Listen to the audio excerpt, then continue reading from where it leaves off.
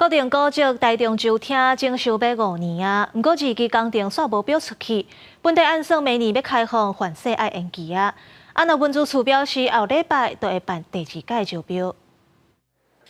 红砖白墙甲门窗修复，结果也完成补强。有100年历史的固定古迹台中州厅，封馆修复将近5年。台中市文化局规划明年开放，但是二期景观工程最近招标煞流标，目前外围也是大白色的围篱，当地民众感觉真可惜，希望赶紧来开放。那么好的地方，不能像台南那样子，把很多古迹整理得很漂亮，让大家变得很喜欢。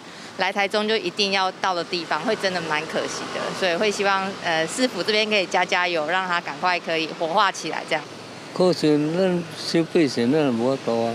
文资处表示，2期景观工程包括新建1位机电消防设备甲便所，文化局成立市内装修，还佫外围景观改造3部分。头1届招标无达到法定3间厂商之下流标，但是有1间厂商投标。显示伊算是厂商也可会当接受的范围，会办理2届招标。那因为第一次就有一家厂商来投标了，所以我们预估就是第2次也应该会有一家厂商来，最少会有一家厂商来投标。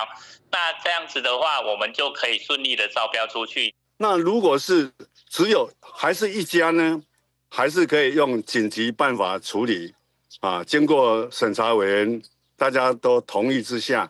可以来做这一家的决标工作。